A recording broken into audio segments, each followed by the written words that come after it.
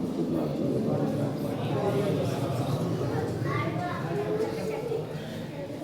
نحمده ونصلي ونسلم على رسوله الكريم، أما بعد فأعوذ بالله من الشيطان الرجيم، بسم الله الرحمن الرحيم، سبحان الذي أسرى بعبده ليلا إلى المسجد الحرام إلى المسجد الأقصى الذي باركنا حوله لنريه من آياتنا إنه هو السميع البصير۔ آمنت بالله صدق الله العلي العظيم وصدق رسوله النبي الكريم، ونحن على ذلك لمن الشاهدين والشاكرين والحمد لله رب العالمين۔ درود پاک کا نذرانہ پیش فرما لیجیے۔ وصلی اللہ وسلم وسلم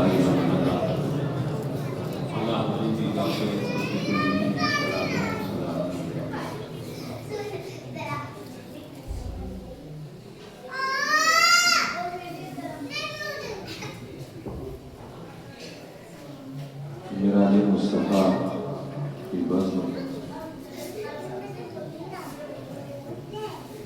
مسجد مصطفیٰ میں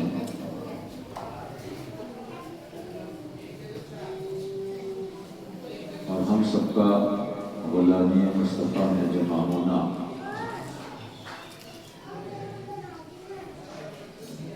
اللہ کا فضل اور اس کا خاص احسان ہے۔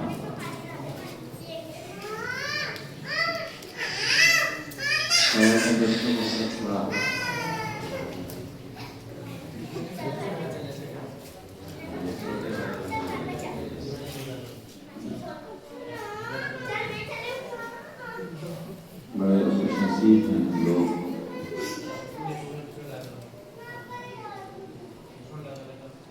کہ ہماری یادوں کا سلسلہ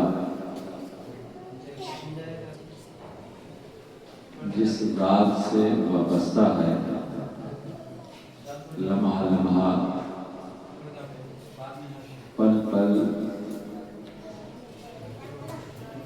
جس ہستی سے ہم اپنی وابستگی اور جن کے قیامت سے، جن کے دین سے تمسک اہل سنت و جماعت کا نصیبہ ہے۔ سچ یہ ہے کہ ایمان اسی شے کا نام ہے، اس کے سوا ایمان کی اور کوئی تعریف نہیں ہے۔ مصطفیٰ کا ذکر سن کر کے جسے خوشی ہو، جس کا دل بہلے،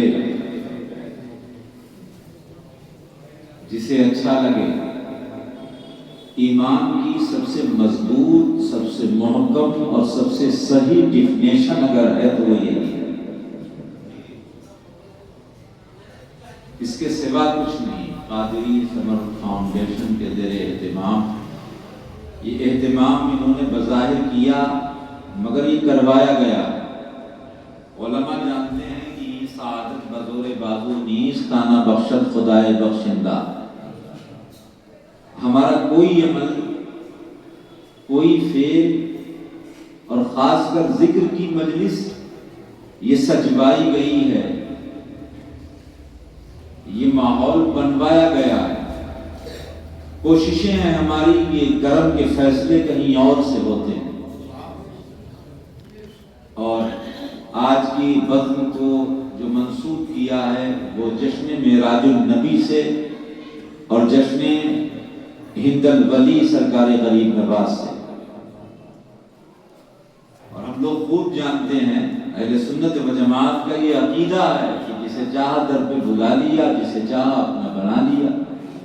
یہ بڑے کرم کے ہیں فیصلے، یہ بڑے نصیب کی بات ہے۔ یہ پلٹ کے راہ میں رہ گئی، وہ در حبیب سے لپٹ گئی۔ یہ کسی امیر کا ذکر تھا، وہ کسی غریب کی بات ہے۔ تو آج اس بزم میں تو یہ عرض کروں گا کہ قادری سمر فاؤنڈیشن کے افراد، آپ تمامی لوگ شکرانے کے نفل یوں بھی پڑھ لیں کہ اللہ رب العزت کے محبوب کے کہ مجلس میں جو ان کی معراج سے وابستہ ہے ہم حاضر آئے، ورنہ کیا آپ کی اتنی آبادی تھوڑی ہے؟ آپ باہر نکل کے دیکھیے چوراہوں پر، ٹھیک ہے، دکانوں پر آدمی اپنے اپنے کام میں مصروف ہے، مشغول ہے، کیا آپ ہی اس بھری انجمن میں اور اس آبادی میں، اس بھیڑ میں تنہا آپ ہی تھے جو کشا کشا یہاں چلے آئے، خانہ خدا میں آ کر کے بیٹھ گئے اور مصطفیٰ کا ذکر سننے کے لیے؟ بڑے افسوس کی بات ہے کہ شب معراج آج سے 15-20 سال پہلے اس دہلی میں بھی بڑے تجھ کو احتشام کے ساتھ مسجدوں میں، مگر دھیرے دھیرے یہ چیز ختم ہو رہی ہے۔ جس صورت سے ہم لوگ شب قدر اور شب برات میں پوری رات جاگتے تھے، عبادت کرتے تھے، اچھا رہا عبادت کا معاملہ، یہ علماء بیٹھے ہیں یہاں پر، آپ ایسے امام کے مقتدی ہیں ماشاءاللہ جو منظری ہیں، ٹھیک ہے، اور پھر اس کے بعد میں استاد الوفات فخر القراء حضرت قاری ریاست علی صاحب قبلہ جو آج اہل دہلی کے لیے بالخصوص کسی تعارف کے محتاج نہیں ہے، کیونکہ یہاں پر کوئی بھی تنظیم، کوئی بھی مسئلہ، کسی بھی طبقے سے تعلق رکھنے والے نوجوان علماء ہوں یا پرانے علماء، حضور سمر میاں صاحب دہلوی رحمۃ اللہ تعالیٰ علیہ، ٹھیک ہے، گزر گئے، وہ بھی حضرت سے اس قدر محبت فرماتے تھے۔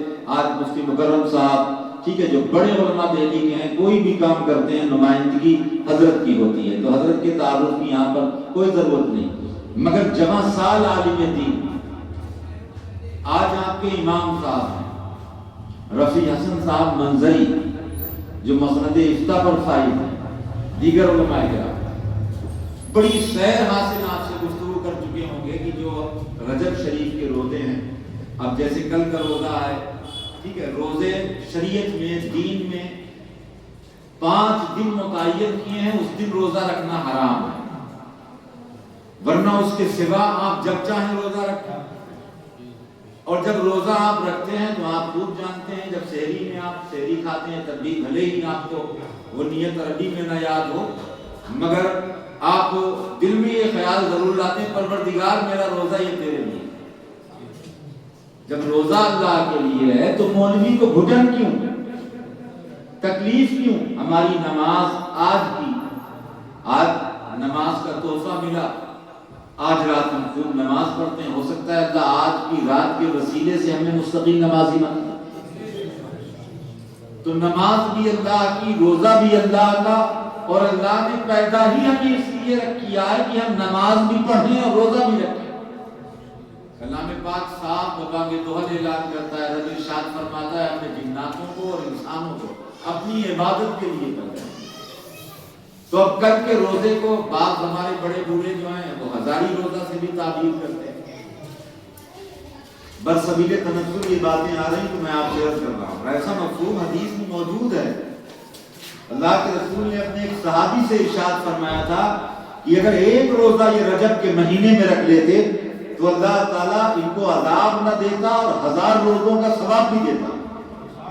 وہ صحابی حضرت صوبان ہیں، قبرستان سے گزرے، دیکھا کہ عذاب ہو رہا ہے، اللہ کے رسول نے دعا کی تو ان کے عذاب میں تخفیف ہوئی۔ اللہ کے رسول نے ارشاد فرمایا، یہ صوبان اگر یہ رجب کے مہینے میں ایک رات قیام کر لیتے اور ایک دن کا روزہ رکھ لیتے تو اللہ انہیں یہ عذاب نہ دیتے اور 1000 روزوں کا ثواب دیتا۔ اچھا، اللہ رب العزت چاہے تو کسی بھی مسلمان کو، چاہے وہ نفلی روزہ ہو اور چاہے منت کا روزہ ہو، چاہے رمضان کے روزے ہوں، ایک روزے کے بدلے 1 کروڑ روزوں کا ثواب دے دے، کسی کی صحت پر کیوں اثر پڑتا؟ اب یہ حسن ظن ہے، انسان رجب کے مہینے کے روزے کو ہزاری روزہ کہہ دے۔ اللہ کے رسول نے ارشاد فرمایا کہ اللہ رب العزت اپنے بندے کے ساتھ، اس کے ظن کے ساتھ میں جیسا بندہ گمان رکھتا ہے ویسے ہی اللہ کی مہربانیاں بھی ہوتی ہیں۔ بندے کا گمان ہے کہ میرا رب کریم ہے، میرا رب رحیم ہے، میں اس کے محبوب کی امت میں ہوں، نہ وہ مجھے مخذول کرے گا، نہ مطرود کرے گا، نہ مردود کرے گا، مجھ پر کرم کی بارش کرے گا۔ حدیث کا مفہوم یہ ہے کہ پروردگار بندے کے ظن کے قریب ہے، جیسا گمان انسان رکھتا ہے پروردگار اس کے ساتھ معاملہ بھی ویسا ہی کرتا ہے۔ اب اگر کوئی کہے کہ یہ رجب کا مہینہ اشہر الحرم، یہ 4 مہینوں میں سے ہے جو حرمت والے، اچھا حرمت والا مہینہ یعنی عزت والا مہینہ، تو عزت والے مہینے کی عزت آپ کیسے کریں گے؟ خالی کہتے رہیں کہ یہ عزت والا مہینہ، عزت والا مہینہ نہیں، عزت والے مہینے سے مراد ہے کہ کفار بھی ان مہینوں کا یہ احترام کرتے تھے کہ وہ جنگ نہیں کرتے، زیادہ گناہ نہیں کرتے تھے۔ مسلمانوں کی شان یہ تھی کہ جو حرمت والے مہینے ہیں اس میں اور زیادہ رجوع اللہ کی کوششیں بڑھ جاتی ہیں، ان کے نوافل میں اضافہ ہوتا تھا، تقرب اللہ میں اضافہ ہوتا تھا، تو وہ اور زیادہ۔ تو جب یہ حرمت والے مہینے، کلام پاک نے جن مہینوں کو حرمت والا مہینہ کہا، ان مہینوں میں اگر کوئی روزہ رکھے اور اسے ہزاری روزہ کہہ دے تو اس میں کوئی مذائقہ نہیں، میرے نزدیک اس پہ کوئی فتویٰ نہیں ہونا چاہیے۔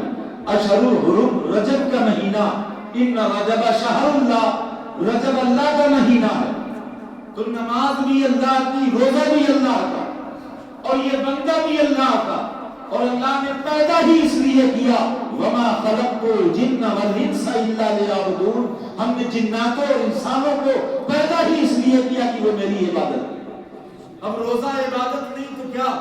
جب سحری کی تب کہا پروردگار میرا روزہ تیرے لیے شروع ہو رہا، کل کا روزہ تیرے لیے، اور جب افطار کے وقت میں بیٹھے تب یہی دعا مانگی، پروردگار یہ میرا روزہ تیرے لیے تھا، اللہم لک صمت، میں نے روزہ تیرے لیے رکھا تھا، تجھ پر ایمان لایا، تجھ پر بھروسہ کیا، اور تیرے رزق سے میں نے افطار کیا، تو اس میں مذائقہ کس بات کا؟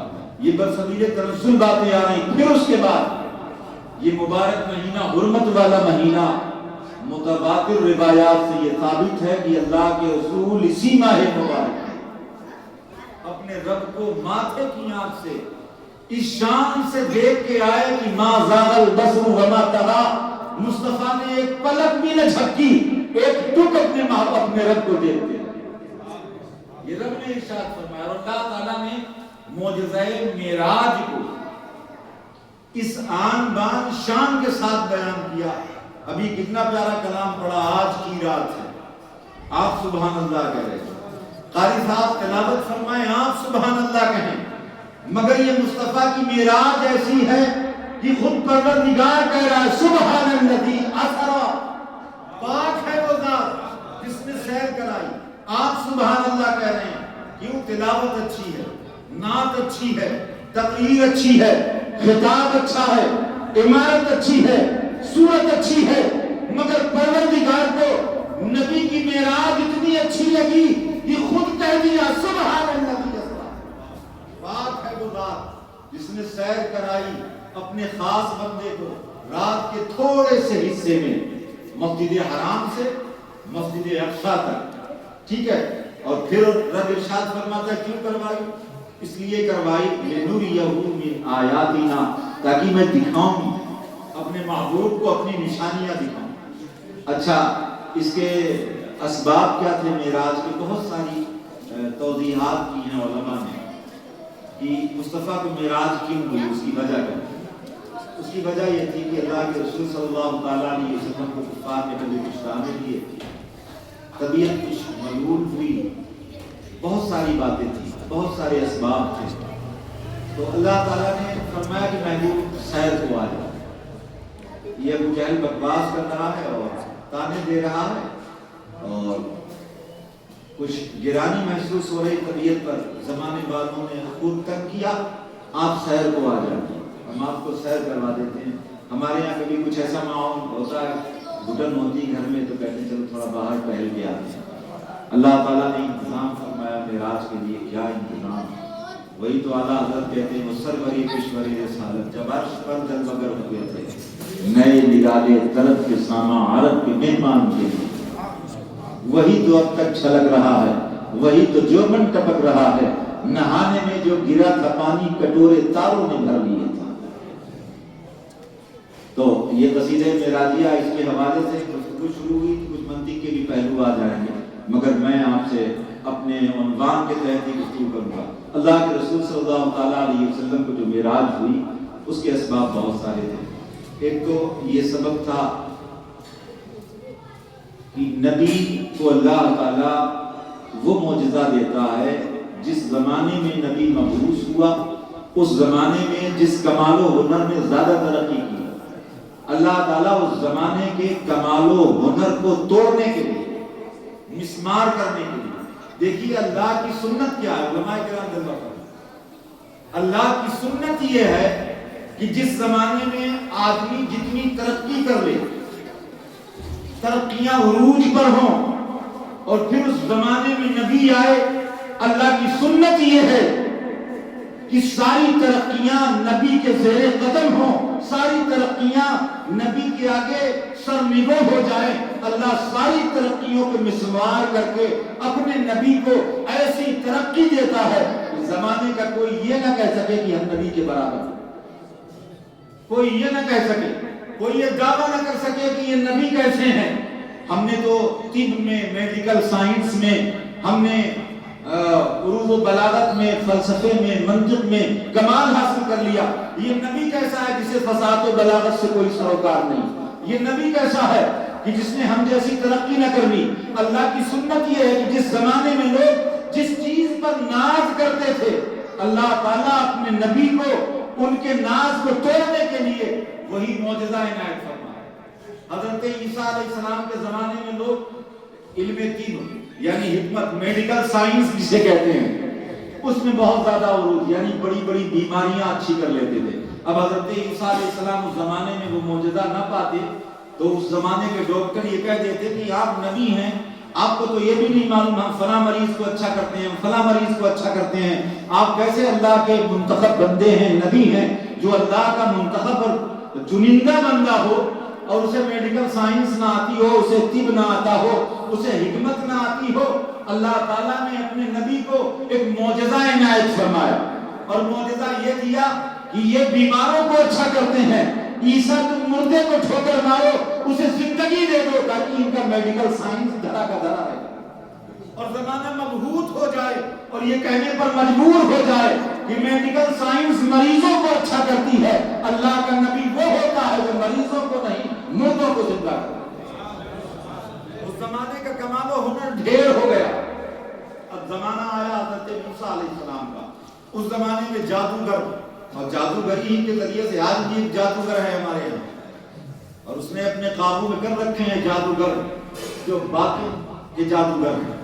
ٹھیک فرعون نمرود یہ ایسے ہی تھے، نمرود نے بھی کیا معاملہ کر رکھا تھا جادوگر کا، فرعون کا، اس نے بھی جادوگر پال رکھے تھے۔ حضرت موسیٰ کے زمانے میں جادوگروں کو بڑی ترقی تھی اور بڑے بڑے ماہر اس زمانے میں تھے۔ اللہ تعالیٰ نے حضرت موسیٰ علیہ السلام کو وہ جو عصا عنایت فرمایا تھا، جو حضرت موسیٰ کا عصا تھا، جب جادوگر اپنی جادوگری دکھاتے تھے ان کی رسیاں سانپ بنتی تھی تو حضرت موسیٰ کا عصا اژدہا بن جاتا اور سارے سانپ کھا لیا کرتا۔ ٹھیک ہے، تو ان کا جادو ٹوٹ گیا۔ اللہ کے رسول کا جب زمانہ آیا تو اس زمانے میں فصاحت و بلاغت کا بہت دور تھا۔ عرب کے لوگ کہتے تھے انا افصح العرب کلہ العجم، ساری دنیا میں ہم ہی زبان والے ہیں، ہمارے سامنے سب گونگے ہیں۔ فصاحت و بلاغت کا دور تھا۔ اللہ تعالیٰ نے اپنے محبوب کو کلام پاک کا معجزہ عنایت کیا اور کہا کہ محبوب یہ بڑے فصیح و بلیغ ہیں، ذرا قرآن پڑھ کر کے تو انہیں سنا دو۔ اچھا معجزہ کی تعریف کیا ہے؟ بس ہماری تنقیدی گفتگو یا آپ سماعت کر لیجیے۔ معجزہ کا مطلب کیا؟ آج کچھ نیچری ہیں ایسے جو کہتے ہیں کہ ایک جس میں ثقیل کا اوپر جانا ممکن نہیں ہے، ایک بھاری چیز کا، یعنی جو بھاری چیز ہے وہ نیچے ہی تو گرتی ہے، زمین میں گریوٹی ہے۔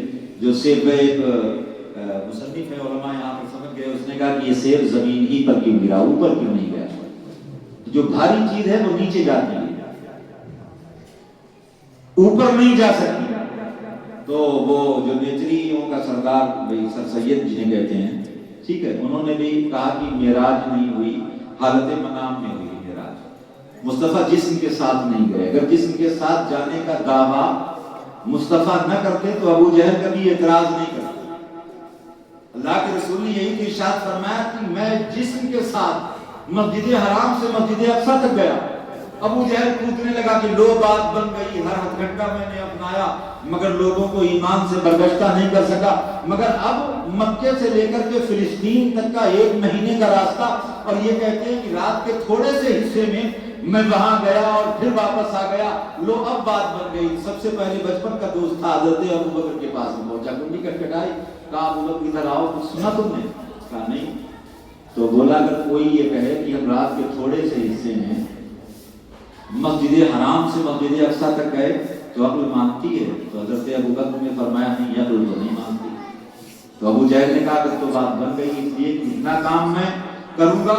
ابو بکر کی کوششیں ہیں دین کے لیے، آدھا کام تو انہی سے ہو جائے گا۔ یہی جب منکر ہو جائیں گے، جب یہی دین سے نکل جائیں گے تو پھر آدھا کام تو یہی کر ڈالیں گے۔ ان کی بڑی عزت ہے، بڑی توقیر ہے۔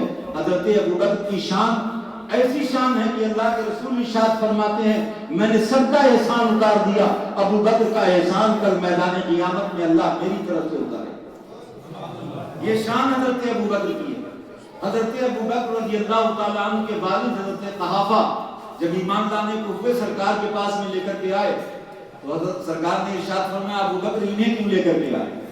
تم کہتے تو میں خود چلتا انہیں گھر پہ کلمہ پڑھاتا۔ حضرت ابو بکر کی بہت بڑی شان، کبھی کچھ معاملہ ہو جاتا صحابہ میں چکر رنجش، آپ برجستہ ارشاد فرماتے ابو بکر کے بارے میں مجھے تکلیف نہ دیا کرو، مجھے ہر دروازے پر اندھیرا ملا ہے، اگر اجالا دیکھا ہے میں نے تو ابو بکر کے دروازے پر دیکھا۔ مجھ سے نبوت کی دلیل سب نے مانگی ہے، اگر کوئی ذات ہے جو بغیر دلیل کے مجھ پر ایمان لایا وہ ابو بکر ہے۔ یہ حضرت ابو بکر صدیق کی شان ہے، یہ رتبہ ہے۔ ابو جہل جانتا تھا اگر ابو بکر کو میں نے اپنے حربے میں اور اپنے جوڑ میں شامل کر لیا آدھا کام تو یوں ہی بن جائے گا۔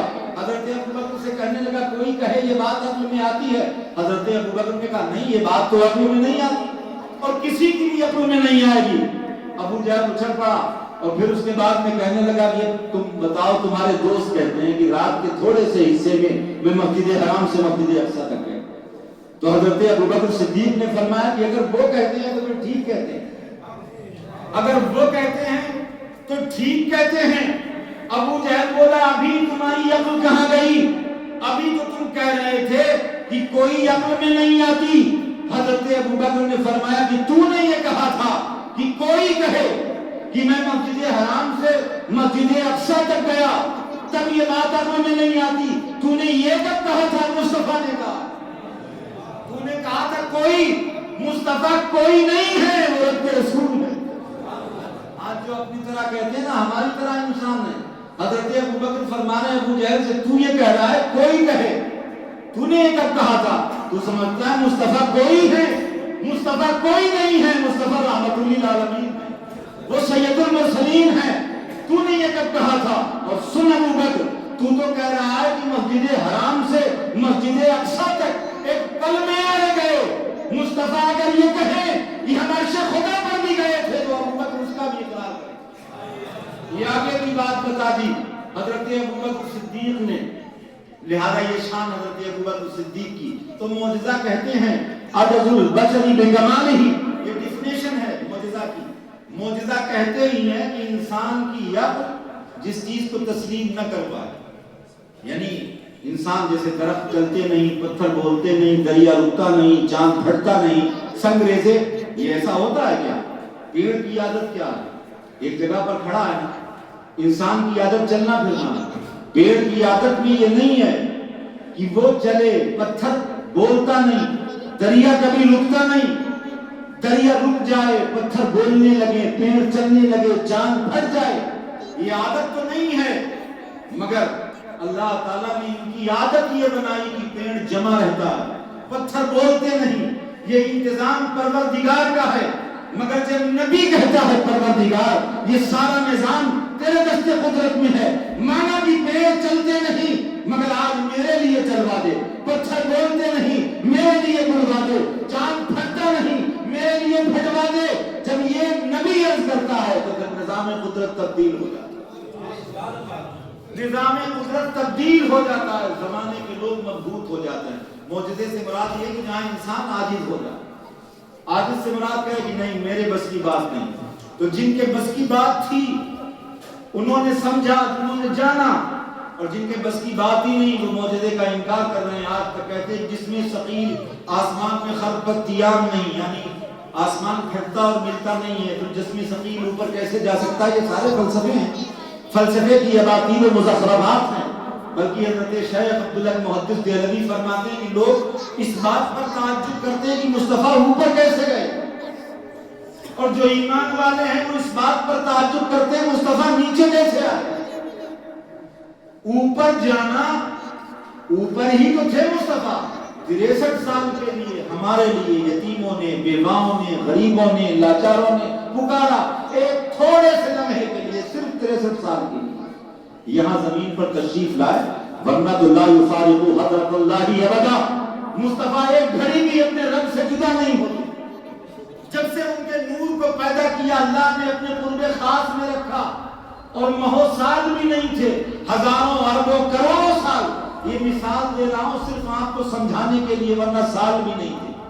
جو اربوں سال، کروڑوں سال قرب خاص میں رہا ہو، صرف 63 سال کے لیے یہاں آیا، اور اس کے بعد میں ایمان والے کہتے ہیں کہ تعجب اس بات پر نہ کرو کہ مصطفیٰ اوپر کیسے گئے، تعجب کرنا ہے تو اس بات پر کرو مصطفیٰ یہاں کیسے تشریف۔ تو معجزہ جو ہے وہ نبی کا معجزہ آپ ان کو عاجز کر دے گا۔ اچھا معجزہ ہی تو ہے، اللہ کے رسول کے بے شمار معجزات، جن میں سے 2 معجزے سب سے بڑے۔ ایک معجزہ قرآن جو سرکار کا سب سے بڑا معجزہ ہے، جو آج آپ کے پاس ہے، قرآن سے بڑھ کے کوئی معجزہ نہیں۔ معجزہ ایک زمانے کے لیے ہوتا ہے، اور قرآن معجزہ ہے قیامت تک کے لیے۔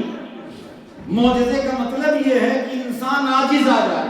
آپ کوئی بڑے سے بڑا کام کر لیجئے، آپ کہیے کہ میں یہ کوٹ بناتا ہوں، کوئی دوسرا ٹیلر نہیں بنا سکتا، مگر ضروری نہیں ہے، کوئی دعویٰ کر دے گا کہ جناب آپ لائیے بالکل ہو میں ویسا بنا دوں گا۔ آپ کوئی مستری ہیں، کوئی کارخانے میں آپ کے چیز بنتی ہے، آپ میں نہیں، ایسی کوئی نہیں بنا سکتا۔ ہو سکتا ہے، ممکن ہے، کوئی کہے کہ ہم بالکل بے نہیں، مجھے آپ سیمپل دیجئے میں اسی صورت سے بنا دوں گا، بہت ممکن ہے۔ ہاں معجزہ ایسی چیز ہے کہ نبی کے معجزے کے آگے سب بے بس ہیں۔ دنیا کا انسان کہتا ہے نہیں ہم ایسا نہیں کر سکتے، ہم ایسا نہیں بنا سکتے۔ معجزے کا مطلب یہ ہے کہ انسان عاجز آ جائے، ہم پیڑ نہیں چلوا سکتے، ہم پتھر نہیں بلوا سکتے، ہم چاند کے 2 ٹکڑے نہیں کر سکتے، یہی معجزہ ہے۔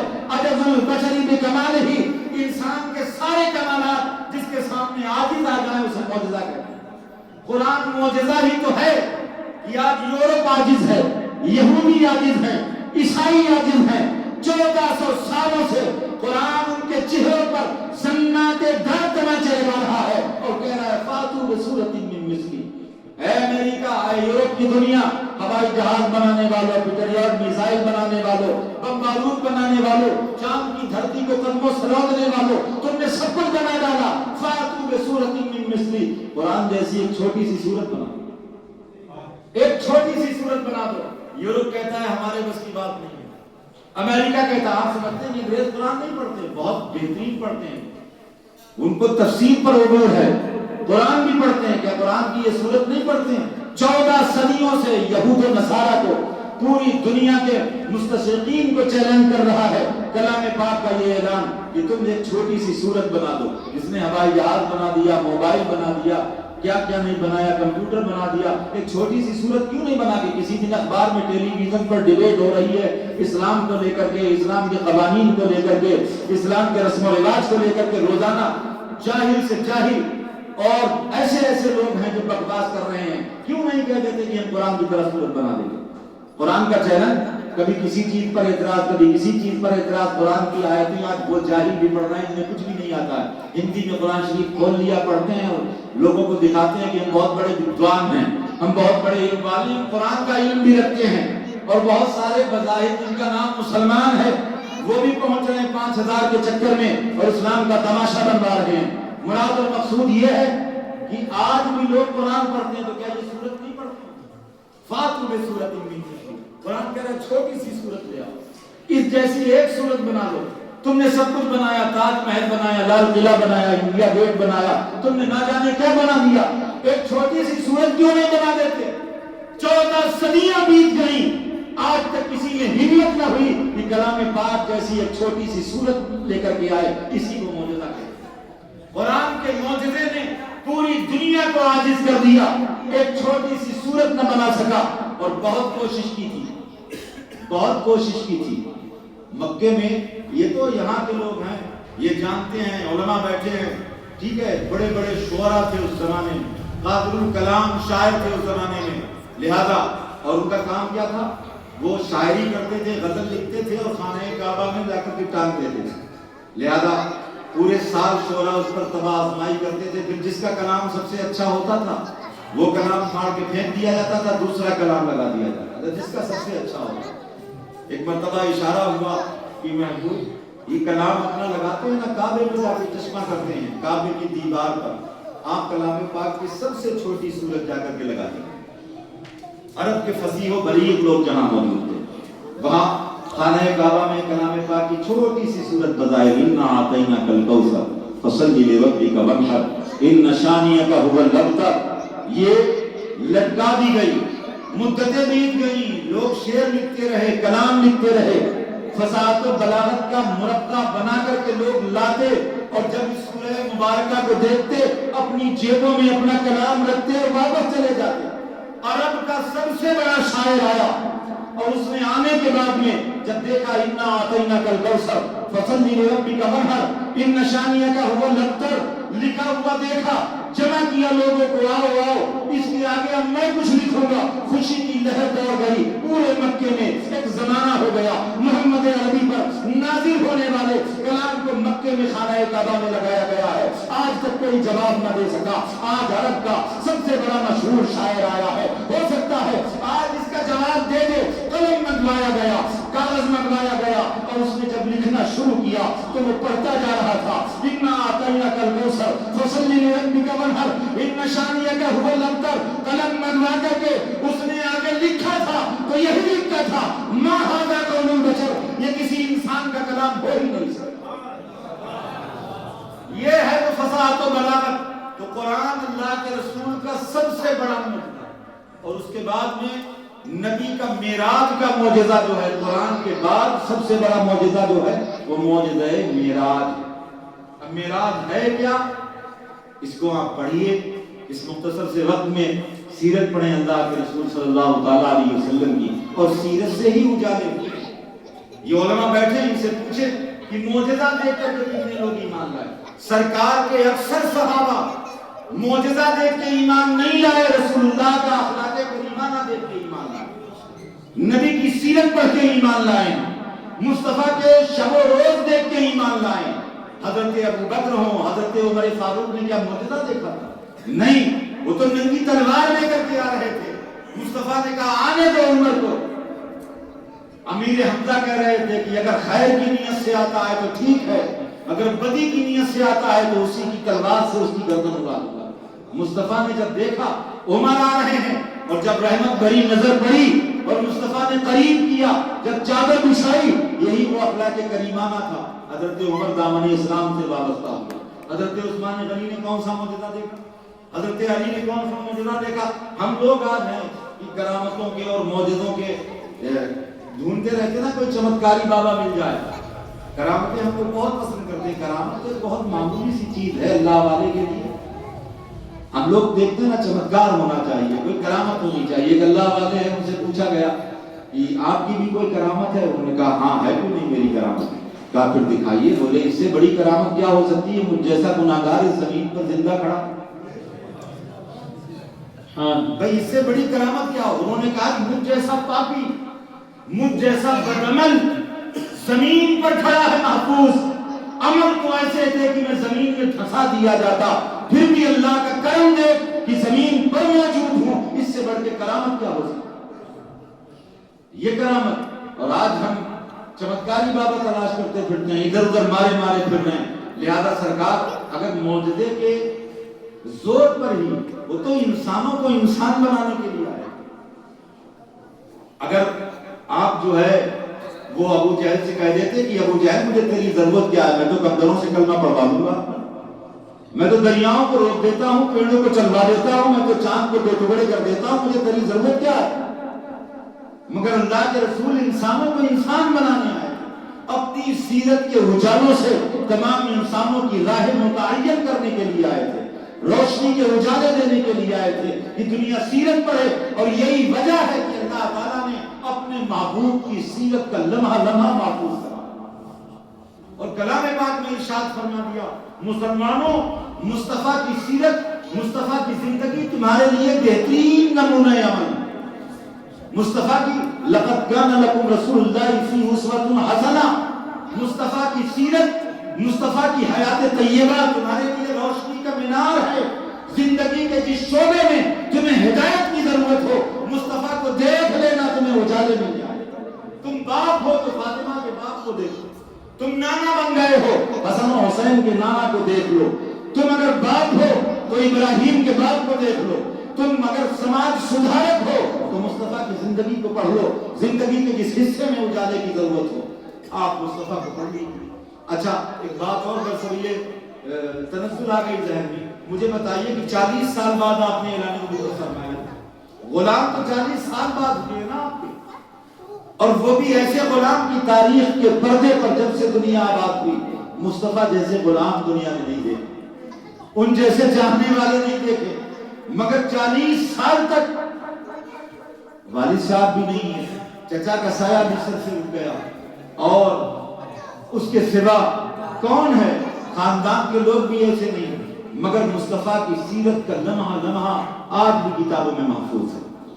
کتنے دن کس کا دودھ پیا علامہ نے آپ کو بتایا ہوگا، حضرت ثویبہ کا دودھ آپ نے پیا، کس دن پیا علامہ بتائیں گے، حلیمہ سعدیہ کا رائن علامہ بتائیں گے، حلیمہ سعدیہ نے اپنی چھاتی پیش کی تو مصطفیٰ نے کون سی چھاتی سے دودھ نوش فرمایا یہ علامہ بتائیں گے۔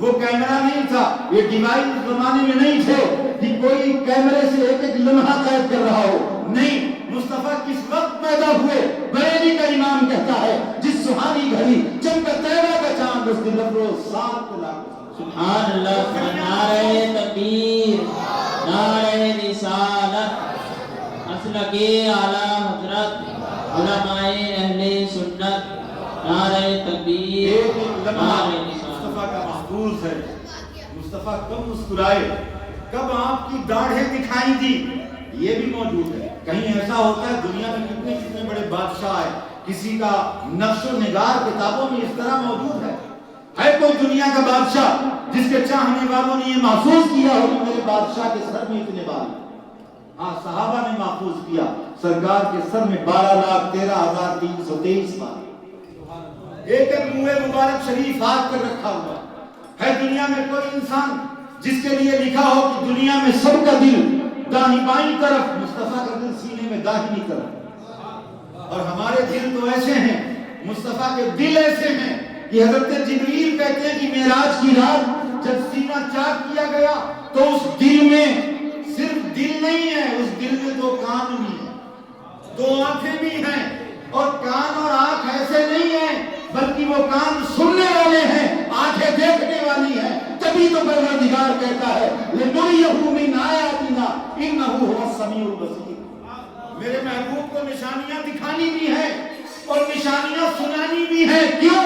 وہ سننے والا بھی ہے، دیکھنے والا بھی ہے۔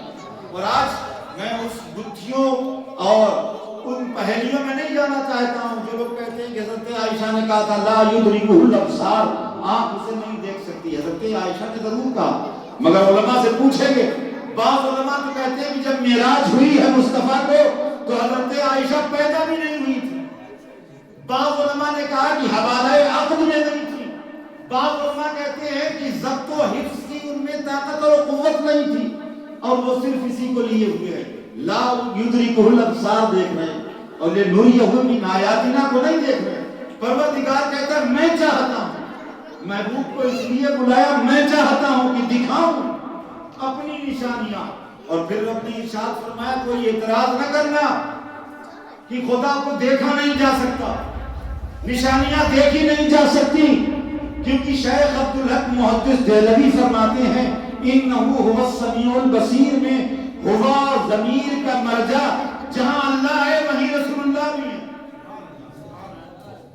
یہاں ہوا ضمیر کا مرجع، یہ علماء سمجھ رہے ہیں اللہ کے رسول دیکھنے والے بھی ہیں سننے والے بھی ہیں، اور کہتے ہیں کہ آنکھ اللہ کو نہیں دیکھ سکتی، اور پروردگار کہتا ہے میں دکھاؤں گا، تم کہو گے نہیں دیکھ سکتے، میں کہہ رہا ہوں هو السمیع البصیر، میرا محبوب دیکھنے والا بھی ہے سننے والا بھی۔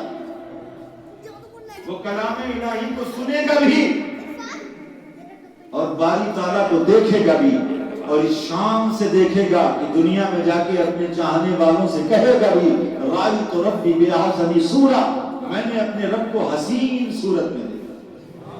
اور رب ارشاد فرماتا ہے کتنا قریب آیا میرا محبوب، اتنا قریب آ گیا، جیسے آپ چاند کو قریب سے دیکھ سکتے ہیں، جیسے بلب لگے ہوئے ہیں، یہ تو مادی نور ہے نا، یہ مادی نور ہے، سورج کو آپ نہیں دیکھ سکتے نا، اور جو بلب ہے اس کو دیکھیے تو جلوے بہت دیر تک آنکھوں میں رہتے ہیں، بلب کو تھوڑی دیر دیکھ لیجیے۔ حضرت موسیٰ علیہ السلام نے طور پر تجلیاں دیکھی تھی، تجلیاں، تو شان یہ ہو گئی تھی، روایت میں آتا ہے حضرت موسیٰ علیہ السلام تاریک رات میں، بے حد تاریک رات میں کالی پہاڑی پر کالی چینٹی کو 30 میل دور سے دیکھ لیا گیا۔ کب؟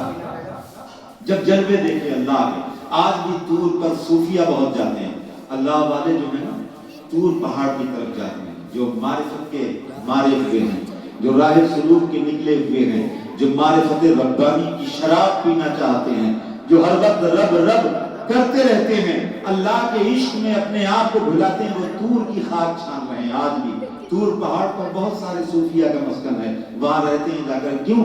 اللہ کے جلووں کی تجلیاں یہاں ہوئی تھی۔ حضرت موسیٰ علیہ السلام نے جب دیکھا رب کا نور، تو روایت میں آتا ہے فی لیلۃ الظلمہ، بے حد تاریک رات میں، یہ سفید چادر ہے، اس پہ کوئی کالی چیز ڈال دیں آپ کو دور سے نظر آئے، اور یہ کالی قالین ہے، اس پر کالی چیز ڈالنے نظر نہیں آئے۔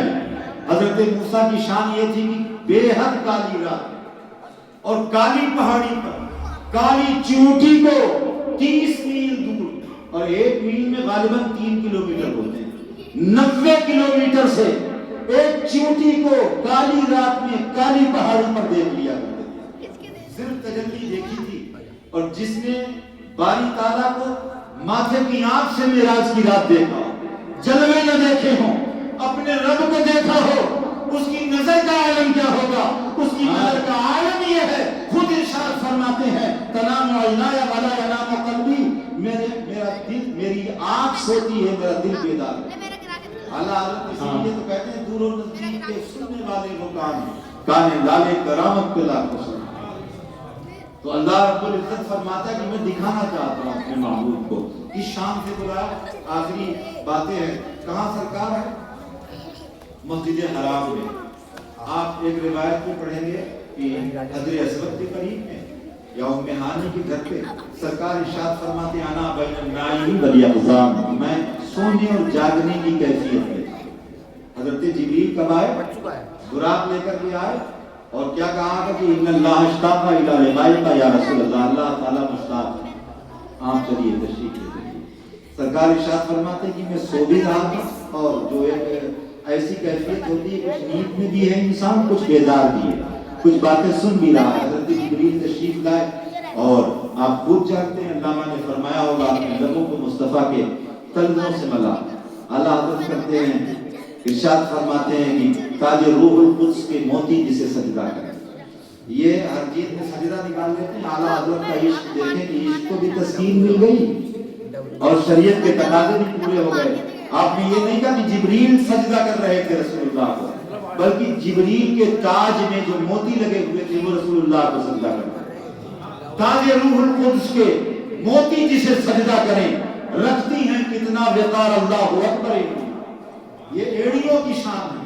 اعلیٰ حضرت کا کلام تو بس کلام ہے، قاری صاحب یہاں جلوہ فرما ہے، یہ جو عشق والے لوگ ہوتے ہیں وہی تعظیم اور توقیر جانتے ہیں، تبھی تو کہتے ہیں عارض شمس و قمر سے بھی ہیں خوشتر ہیں۔ ہاں یہ کہتے ہیں رسول اللہ ہماری طرح ہیں، اور اعلیٰ حضرت کہتے ہیں کہ ان کی ایڑیاں ہیں جو ان کے تلوے ہیں، وہ تلوے بھی چاند اور سورج کے گالوں سے بھی پیارے ہیں۔ عارض شمس و قمر سے بھی ہیں خوشتر ایڑیاں، عرش کی آنکھوں کی تارے ہیں وہ گوہر ایڑیاں، ایک ٹھوکر میں احد کا زلزلہ جاتا رہا، رکھتی ہیں کتنا وقار، اللہ اکبر۔ ایڑیوں پر کلام پورا ہے اعلیٰ حضرت کا، ٹھیک ہے۔ اور یہ کہتے ہیں سلام اپنی بیوی کو لکھا ہے اعلیٰ حضرت نے، نہیں، مصطفیٰ کے قد زیبا پر ایسا سلام کیا۔ ہاں، شب اسرا کے دولہا پہ دائم درود، آج کی رات بہت درود پڑھا ہے نا فرشتوں نے مصطفیٰ پر۔ بھائی آپ نے وہاں بھی تو نماز پڑھائی ہے، سرکار نے یہاں سے نماز پڑھا کے گئے مسجد اقصیٰ سے، پھر فرشتوں نے عرض کی پروردگار جو ہے 2 رکعت نماز مجھے بھی شرف مل جائے، آپ تیرا حدیث تشریف لایا۔ اور ایک روایت میں آتا ہے کہ معراج سرکار کو اس لیے ہوئی کہ زمین کے مسئلے تو یہاں حل ہو رہے تھے، یہاں تو حل ہو رہے تھے، مگر آسمانوں پر بھی کچھ مسئلے تھے فرشتوں میں، تو فرشتے عرض کرتے تھے پروردگار ہمارے مسئلوں کا کیا جواب بنے گا؟ تو اللہ تعالیٰ نے فرمایا تھا کہ اپنے محبوب کو ایک دن بلاؤں گا تو تم اپنے مسئلے حل کروا لینا۔ معراج کی شب جب مصطفیٰ تشریف لے گئے تو وہ مسئلے جو ہے حل ہوئے فرشتوں کے، ٹھیک ہے؟ تو فرشتوں نے عرض کی موقع اچھا ہے پروردگار، انبیاء نے نیچے نماز پڑھ لی ہے، مسجد اقصیٰ میں 2 رکعت نماز جو ہے ہمیں بھی میسر آ جائے۔ حضرت جبریل نے اذان پڑھی فرشتوں نے، اور پھر اللہ کے رسول صلی اللہ تعالیٰ علیہ وسلم نہ جانے کہاں گئے۔ اللہ تعالیٰ ارشاد فرماتا ہے کہ ہم اپنے محبوب کو نشانیاں دکھائیں گے، سلطنت ان کی سلطنت دکھائیں گے۔ آپ فرماتے ہیں ہم نے جنت کو دیکھا، دوزخ کو دیکھا، ٹھیک ہے؟ جنت میں سرکار ارشاد فرماتے ہیں میں نے دیکھا کہ میری امت کے امیر زیادہ تھے، جہنم میں اور غریب زیادہ تھے، بھولے لوگ جو ہیں وہ جنت میں میری امت کے زیادہ تھے، سارے بھولے جنت میں تھے۔ ارشاد فرماتے ہیں کہ عورتوں کو اور امت کے امیروں کو میں نے دیکھا جہنم میں زیادہ۔ اور ایک روایت میں آتا ہے سرکار ارشاد فرماتے ہیں جب جہنم کا دورہ کیا، معائنہ کیا، تو جہنم کا داروغہ جو ہے، ٹھیک ہے، ان کا نام مالک ہے، جو فرشتے ہیں بہت مقرب فرشتے ہیں اللہ کے، ٹھیک ہے، وہ اس کے مالک ہے، جو حضرت مالک ہیں، وہ عذاب وغیرہ کا جو وہاں بھی انتظام ہے، جو دیگر فرشتے ان کے ماتحت ہیں۔ روایت میں آتا ہے کہ جہنم کا داروغہ جب سے پیدا ہوا کبھی ہنسا نہیں۔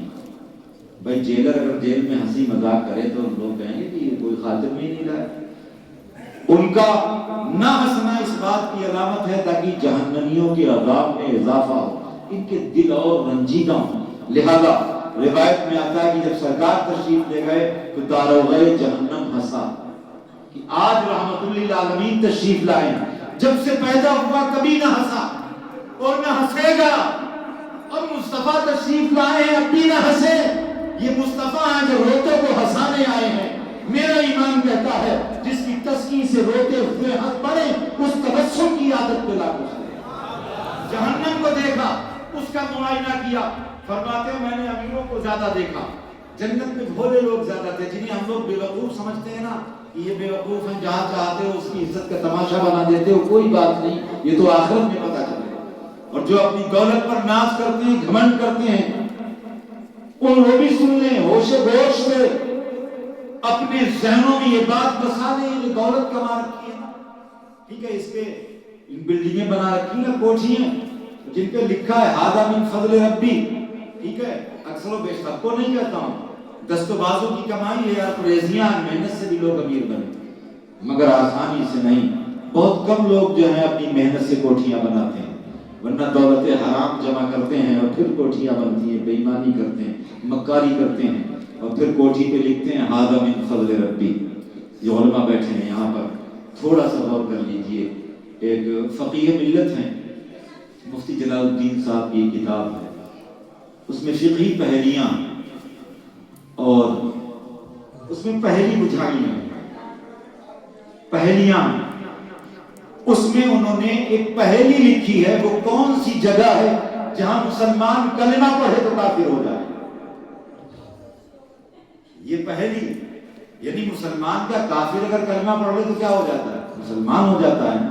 رب کا نام لے، اللہ کا نام، کافر لے لے تو مسلمان ہو جاتا ہے۔ وہ کون سی جگہ ہے کہ جہاں مسلمان اللہ کا نام لے تو کافر ہو جائے گا؟ اس پہیلی کا جواب یہ دیا ہے کہ کوئی ہاتھ میں شراب کا گلاس لے اور اس کے ہاتھ میں شراب تاش کے پتے ہوں، یہ حرام کام کرنے کے لیے جا رہا ہو، زنا کے لیے جا رہا ہو معاذ اللہ، اور زنا سے پہلے وہ اللہ کا نام لے لے، شراب کا جام ہاتھ میں ہے اور کہے بسم اللہ الرحمن الرحیم، علماء فتویٰ دیں گے وہ کافر ہو جائے۔ کیوں؟ اس کی وجہ کیا ہے؟ یہ شراب ناپاک ہے، یہ زنا ناپاک اور خبیث عمل ہے، یہ حرام کام ہے۔ ناپاک چیز کے موقع پر تو نے پاک رب کا نام لے لیا، اس لیے تو کافر ہو جائے گا۔ شراب پیتے وقت रब का नाम लिया तो काफिर हो जाओगे। उलमा मुझे जवाब दे, मैं फतवा नहीं दे रहा हूं कि जब शराब का जाम हाथों में लेकर कोई बिस्मिल्लाहिर्रहमानिर्रहीम पढ़े तो वो काफिर हो जाएगा। क्यों? ये शराब नापाक है, रब का नाम पाक है। कोई हराम की दौलत से कोठी बनाए और उस पर लिखे हाज़ा मिन फज़ल रब्बी, उलमा फतवा दे उसका क्या बने? ये दौलत हराम की है। हराम की दौलत को तूने रब का फजल कहा, अपनी बेईमानी को रब का फजल कहा। यकीनन जिस सूरत से शराब का जाम हाथ में लेकर के बिस्मिल्लाह पढ़ने से इंसान काफिर हो जाता है, हराम की दौलत जमा करके कोठी पर लिखो हाज़ा मिन फज़ल रब्बी, तस्लीम रज़ा ये फतवा देता है, वो काफिर हो जाता है। जानते बूझते हराम की कमाई पर कहा गया रब का फजल है। उलमा फरमाएंगे कि हराम की कमाई से अगर सदका भी करो तो सवाब की नीयत ना रखो। क्यों? इसलिए कि क्या अल्लाह तुम्हारा हराम की कमाई लुटाने पर भी सवाब देता है? रब हराम पर भी सवाब देता है। उलमा फरमाते हैं कि अगर कोई आपके पास हराम की कमाई है, उसका सदका भी कर रहे हो, तो दिल में ख्याल करो कि नहीं, मुझे इस पर सवाब कोई नहीं मिलेगा। क्यों? सवाब अल्लाह देने वाला। और अगर आपने ये सोचा कि सवाब मिलेगा तो फिर आपने ये इरादा कर लिया अल्लाह हराम पर भी सवाब देता। तो मकसूद और मुराद ये है, मैं आपसे अर्ज कर रहा हूं कि जहन्नम में ज्यादा अमीर, बादशाह, बड़े लोग, अफसर, घमंडी, मुतकब्बिर ये लोग होंगे। और यही होगा कयामत में मुनाजरा होगा जन्नत और जहन्नम का। एक रिवायत में आया जहन्नम कहेगा जन्नत में तुझसे अफजल हूं। जन्नत कहेगी क्यों? तो जहन्नम कहेगा जितने बादशाह हैं सब मेरे अंदर, जितने चौधरी हैं, मुतकब्बिर हैं, बड़े बड़े अफसर, जज, बैरिस्टर, ठीक है, हाकिम मेरे अंदर है, मैं बड़ी। जन्नत खामोश है। अल्लाह ताला इरशाद फरमाएगा जवाब दे इसे। जन्नत कहेगी मौला क्या जवाब दे, बकवास है, इसका क्या जवाब? अरे अक्ल की अंधी कोई बात हो कोई तो उसका जवाब भी दिया जाए। ये कह रही बादशाह, बड़े बड़े मुतकब्बिर सब हमारे अंदर हैं, हम इसलिए बड़े हैं। अल्लाह ताला फरमाएगा तू भी जवाब दे, तू भी इससे जवाब दे। जन्नत कहेगी परवरदिगार मैं क्या जवाब दूं? रब इरशाद फरमाएगा कि ये कहती है, दोज़ख कहती है कि हमारे अंदर बादशाह हैं, मैं तुझे बताता हूं सिर्फ एक बात इससे कह दे, इसका गुरूर टूट जाएगा, इसका घमंड टूट जाएगा। जन्नत अर्ज करेगी परवरदिगार मैं क्या कहूं? अल्लाह इरशाद फरमाएगा ये कहती है कि बादशाह मेरे अंदर है, तू इससे कह दे ज़य्यनत बिल हसन वल हुसैन, तेरे अंदर बादशाह है, हसन और हुसैन मेरे अंदर, तेरे अंदर बादशाह है, आमिना के तो फातिमा के दोनों लाल मेरे अंदर हैं। ये उलमा इरशाद फरमाते हैं। इसीलिए गरीब नवाज कहते हैं शाह हस्त हुसैन, बादशाह हस्त हुसैन, दीन हस्त हुसैन, दीपना हस्त हुसैन, सरदार नदाब दरदस्ते यजीद, हक्का की बिना ला इलाहा। अच्छा ये सरकार गरीब नवाज, मैं थोड़ा सा तकरीब फैन के लिए, सरकार गरीब नवाज कैसे गरीब नवाज? सुल्तानुल हिंद है ना, बुलंद दरवाजे पर हर कद आपको छोटे ही नजर आए। ये गरीब नवाज मोइनुद्दीन ये कैसे बने? बस बहुत काम की बात है। सरकारी गरीब नवाज तो भाई काश्तकार आदमी थे, घास वास छीन रहे थे और क्या कर रहे थे मुझे बताइए। और भाई अपने अंगूर के बाग में वालिद साहब के गुजरने के बाद क्या कर रहे थे? अंगूर का बाग था, तो जब बाग है तो उसमें घास भी निकाल रहे हैं, कूड़ा भी साफ कर रहे हैं, पानी भी दे रहे हैं काश्तकार छोटे से। एक वहां बड़े बूढ़े इंसान आ गए। अब जब वहां पर वो आए तो सरकारी गरीब नवाज, खासकर नौजवान बच्चे इस बात पर गौर फिक्र कर लेंगे। आखिरी बात नहीं, सरकारी गरीब नवाज ने क्या देखा कि बाग में बड़े बूढ़े आए, ठीक है। अच्छा आप लोग तो जानते हैं उनका नाम क्या था? सैयदना इब्राहिम कंदोजी रहमतुल्लाह तआला अलैह। वो गनी थे, अल्लाह के मजदूब बंदे थे, बस जिसके लिए जो कह दिया वही हो जाता था। मगर उलमा मुझे बताएंगे, रहनुमाई करेंगे, सरकारी गरीब नवाज को नहीं पता था कि ये मजदूब है, ये मस्त हैं, ये मेरी दुनिया बदलने आए हैं, मदीने की राह दिखाने आए। सरकार गरीब नवाज ने सिर्फ और सिर्फ इस जज्बे हमीयत के साथ कि मेरे महबूब की उम्मत का बूढ़ा इंसान है, एक कमजोर है, एक परदेसी है, एक नातबा है, मेरे बाग में आ गया।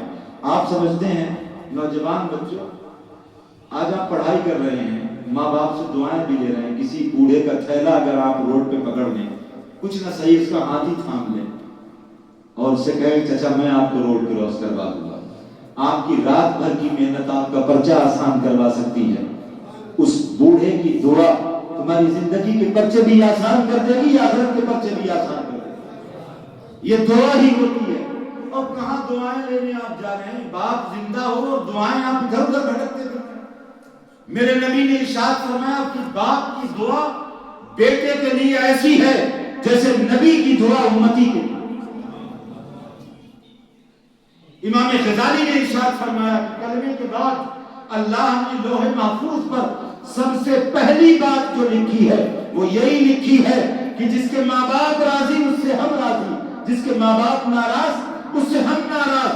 وَقَضَى رَبُّكَ أَلَّا تَعْبُدُوا إِلَّا اللَّهَ وَبِالْوَالِدَيْنِ إِحْسَانًا۔ رب ارشاد فرماتا ہے، یہ فیصلہ ہائی کورٹ کا نہیں، سپریم کورٹ کا نہیں، رب ارشاد فرماتا ہے وَقَضَى رَبُّكَ، یہ تمہارے رب کا فیصلہ ہے۔ اگر پرستش کرنی ہے تو اللہ کی کرو، اور حسن سلوک کرنا ہے تو اپنے والدین کے ساتھ۔ زمانے بھر کا بھلا بنا پھرتا ہے، بڑا اچھا ہے، بڑا اچھا ہے، اور باپ کو دیکھتا ہے کہ نظریں بگاڑ کے دیکھتا ہے۔ ماں روٹھی ہوئی ہے۔ حضرت غریب نواز نے یہ نہیں دیکھا تھا کہ ابراہیم قندوزی آئے ہوئے ہیں، باپ میں پانی دے رہے ہیں، مستقبل کیا تھا غریب نواز کا؟ حالانکہ شان آپ کی یہ ہے کہ 3 سال کے بچے گھر میں بلا لاتے تھے، جب خود آپ 3 سال کے تھے گلی میں سے بلا کے لے آتے اپنے گھر میں۔ غریب نواز یوں ہی نہیں ہندوستان کے راجا بنے، گھر میں بلا لاتے بچوں کو، دسترخوان بچھاتے، بٹھا دیتے، کہتے امی میرے مہمان آ گئے انہیں کھانا کھلا۔ یہ شان غریب نوازی بچپن سے ہی تھی۔ غریب نواز کی ماں تو یہ کہتی ہے کہ جب یہ دودھ پیتے تھے اور میرے گھر میں کوئی بچہ آتا، جب تک اسے میں کھلا نہ دیتی غریب نواز روتے رہتے۔ یہ شان غریب نوازی ہے، تبھی تو ہند کے راجا بنے ہیں غریب نواز۔ لہذا آپ نے دیکھا ہے بوڑھا انسان ہے۔ نوجوانوں اگر زندگی سنوارنا چاہتے ہو تو بڑے بوڑھوں کی دعا لو۔ میرے نبی نے ارشاد فرمایا اپنے بوڑھوں کی عزت کرو، کل جب تم بوڑھے ہو جاؤ گے تو اللہ ایسے لوگوں کو پیدا کرے گا جو تمہاری عزت کرے گا۔ ایک روایت میں آتا ہے کہ جس نے سفید بالوں کی عزت کی اس نے اللہ کی عزت کی۔ میرے نبی نے ارشاد فرمایا سفید بال جہاں دیکھو ان کی عزت کرو، اکرام کرو، ٹھیک ہے؟ اللہ کے رسول ارشاد فرماتے جس نے سفید بالوں کی، ارے سفید بالوں کی تو حیا رب فرماتا ہے۔ ایک روایت میں آتا ہے کہ مسلمان جب بوڑھا ہو جاتا ہے تو اللہ تعالیٰ ارشاد فرماتا ہے فرشتوں مجھے شرم آتی ہے کہ میرے محبوب کا امتی بوڑھا ہو گیا میں اسے عذاب۔ تو مراد مقصود یہ ہے کہ سرکار غریب نواز نے دیکھیے وہ کیا جذبہ کار فرما تھا۔ آج ہم وہ ساری چیزیں بھلا چکے ہیں۔ سرکار غریب نواز نے کہا باہر سے آئے تشریف رکھیے، وہ بیٹھے، آپ نے فرمایا میں پانی لے کے آتا ہوں، آپ گئے ٹھنڈا پانی لائے، پھر اس کے بعد میں کہا انگور کے کچھ خوشے انہیں کھلائے۔ سرکار غریب نواز کو نہیں معلوم تھا کہ اللہ کے ولی ہیں، کرامتی بابا ہیں، چمتکاری بابا ہیں، ہم ان کی سیوا کر لیں، پیر جی مشکل دیہات آئے ہیں، ٹھیک ہے تو ہماری دنیا سمجھ جائے گی۔ نہیں، صرف حدیث کی تعلیم تھی کہ بڑوں کی عزت کرو۔ ہم جس حساب سے عزت کرتے ہیں، اکرام کرتے ہیں نا پیر جی کی، وہ اور بات ہوتی ہے۔ ہاں پیر کے ہم نے صرف ہاتھ چومے ہیں، اس کے سوا ہم نے کچھ نہیں کیا۔ اچھی بات ہے پیروں کے ہاتھ بڑوں کے چومیے، مگر جو آج ایک ذہن بنا ہوا ہے نا اس نرغے سے باہر آئی، پیر سے صرف جنت اور یہ کارخانے اور یہ بیماریاں دور ہو جائیں۔ نہیں، پیر اس لیے کیا گیا تھا کہ جس راہ کے تم مسافر ہو، تم پہنچے ہوئے ہو، ابھی بھی پہنچا دو۔ پیر کے معنی یہ آتے ہیں۔ سرکار غریب نواز نے ان کی سیوا کی، خوش ہو گئے۔ نہ جانے کس دیش میں کون مل جائے، آپ اسی نظریے سے سیوا کرتے رہیے۔ سرکار غریب نواز نے نہیں جانا تھا کہ ابراہیم قندوزی اللہ کا مظلوم بندہ، یہ پہنچا ہوا عارف باللہ، یہ میری دنیا بدلنے آئی۔ انہوں نے بھی خوش ہو کر کے اپنے جھولے سے روٹی کا خشک ٹکڑا نکالا، پہلے اسے چبایا، یعنی شراب معرفت میں اسے گوندھ لیا، پہلے چبا لیا اپنے منہ سے، اور پھر کہا کہ غریب نواز معین الدین اب تم منہ کھولو۔ جب انہوں نے منہ کھولا تو سرکار غریب نواز فرماتے ہیں کہ وہ روٹی کا ٹکڑا میری حلق سے نیچے اترا، ایسا محسوس ہو رہا تھا جیسے معرفت کے سمندر میرے اندر اتر گئے۔ اب باغ اچھا نہیں لگ رہا، اب پنچکی اچھی لگ نہیں، دنیا سے دل اجڑ گیا۔ پیر کامل کی تلاش میں نکلے، عثمان ہارونی کے پاس پہنچے، وہاں سے انہوں نے مدینے پہنچا دیا، مدینے والے نے ہند کا راجہ بنا۔ تو حضرات یہ سرکار غریب نواز کی چھٹی کا مہینہ بھی ہے، تو سرکار غریب نواز والے بھی بن جائیں۔ صرف یہی نہیں، اچھا وہاں اس وقت تو ایک پاکھنڈی کو اتنا ادھم مچا رکھا ہے، جو وہاں پر یہ ڈکیت بیٹھے ہوئے نا، تو بہت زیادہ انہوں نے ماحول خراب کر رکھا ہے۔ اعلیٰ حضرت نے فرمایا مزار سے 4 ہاتھ دور رہو، کچھ بھی نہ آپ کو آتا ہو صلاۃ و سلام پڑھ لو، اللہ کا ولی نبی پر سلام سے بہت خوش ہوتا ہے۔ اور وہاں جا کر کے آپ کیا یہ دنیا کی چیزیں مانگتے ہیں؟ اللہ والے سے بھی دنیا کی چیز مانگنی ہے، کسی کے پیر پکڑ لو جا کر کے آپ، ٹھیک ہے، کسی بڑے آدمی کے پیر مت چھوڑو، در مت چھوڑو کہ صاحب 1 لاکھ دے دو 2 لاکھ دے دو، تو یہ تو دنیا دار والے لوگ دیتے ہیں۔ پیروں سے اگر مانگنا ہے تو وہ چیز مانگو جو کوئی دے نہ سکے۔ ایک بزرگ فرماتے ہیں قاری صاحب کی پوری زندگی میرے پاس کوئی ایسا نہیں آیا کہ جو مجھ سے رب کو طلب کر دیتا اور رب رسول مانگ دیتا، پوری زندگی لوگ اپنے عریضے ہی لے کر کے آتے رہے۔ تو مراد ہے کہ مزارات پر جائیں، سرکاری غریب نواز میں ضرور جائیں اور جا کر کے وہاں عرض کریں کہ سرکار آپ نے میرے آبا و اجداد کو کلمہ پڑھایا تھا، میں اسی دین پر قائم ہوں۔ آپ دیکھ رہے ہیں میرے چہرے پہ سنت رسول سجی ہوئی ہے، آپ کا صدقہ، میں آج نمازیں پڑھ رہا ہوں، آپ کا صدقہ ہے۔ سرکار اللہ سے دعا کیجئے گا جو دین مدینے سے لے کر کے آئے تھے اسی دین پر ہمارا خاتمہ ہو، اس سے بڑھ کے کوئی دعا نہیں ہے۔ وہاں بھی جا کے دنیا مانگی، دنیا تو دنیا داروں سے لے لیتے، وہاں گئے تھے تو اللہ کو مانگتے، رسول اللہ کو مانگتے اور کہتے تھے معین الدین جو جامع معرفت تم نے پیے ہیں، جو سمندر تم نے اپنے اندر اڈھیلے ہیں، ایک قطرہ مجھ غریب پر بھی عنایت ہو جائے، رب سے دعا کر دیجئے۔ لہذا یہ ماہ مبارک کا مہینہ، اس میں غریب نواز کی چھٹی شریف اور اللہ کے رسول صلی اللہ تعالیٰ علیہ وسلم کا یہ معجزہ معراج اور اس مہینے میں عبادت کرنا، ٹھیک ہے، یہ ساری چیزیں ثابت ہیں۔ آپ کل کا روزہ آج کا جنہوں نے رکھا تھا وہ کل کا رکھ لیں۔ اچھا ایک روزہ نفلی رکھنا یہ کوئی ناجائز نہیں ہے، آپ چاہیں تو صرف کل ہی کا رکھ سکتے ہیں، مناسب سب بہتر یہ ہے کہ 2 روزے رکھ لیں، ایک کل کا رکھ لیں، آج رات میں بیدار رہیں، نماز کا تحفہ آج ملا ہے، نماز پڑھ لیجیے، ٹھیک ہے۔ ہم آپ کو گلاب دیں اور آپ اسے پھینک کے ایک طرف چلے جائیں، ٹھیک ہے، تو کیسی بات ہے؟ اللہ کے رسول نے نماز لا کر کے دی، آپ نے پتہ پشت ڈال دیا، ٹھیک ہے، اور اللہ رب العزت نے کس صورت سے محبوب کو نماز کہ محبوب آج آپ تشریف لائے، آپ کی معراج یہ ہے کہ مجھے دیکھا، اور اپنے امتیوں کی معراج الصلاۃ معراج المومنین۔ اچھا یہاں پر ایک مسئلہ اور حل ہو رہا ہے، نماز آپ سوتے میں پڑھیں تو ہو جائے گی کیا؟ نہیں ہوگی نا، تو جو نماز مسلمانوں کی معراج ہے وہ سوتے میں نہیں ہو سکتی، اور مصطفیٰ کو معراج جو ہوئی وہ کیا سوتے میں ہوئی؟ نہیں، اللہ کے رسول کو 34 بار معراج، 33 بار حالت خواب میں منام، جسے معراج منامی کہتے ہیں، اور 1 بار بچشم سر مصطفیٰ نے اپنے رب کو لامکانی، مکان میں نہیں، رب مکانی نہیں ہے، وہ لامکانی ہے۔ اگر وہ مکانی ہوتا تو سجدے میں سب سے زیادہ قریب نہیں ہوتا۔ بھائی اللہ رب العزت کے قریب ہم کب سب سے زیادہ جاتے ہیں؟ جب سجدے میں ہوتے ہیں، ٹھیک ہے، تو وہ لامکانی ہے۔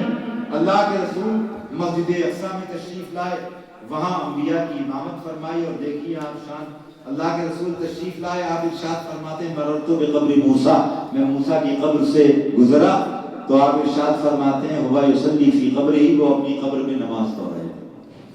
حضرت موسیٰ علیہ السلام اپنی قبر میں نماز پڑھ رہے تھے۔ پھر آپ مسجد بیت المقدس میں تشریف لائے، یہاں دیکھا، یہاں بھی حضرت موسیٰ علیہ السلام۔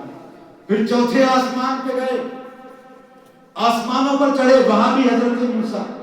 یہ شان جو ہے وہ انبیاء کی ہے، ہمارے یہاں تو اولیاء کی شان یہ ہے کہ ایک چھلانگ میں 4تھے آسمان پہ چلے جاتے۔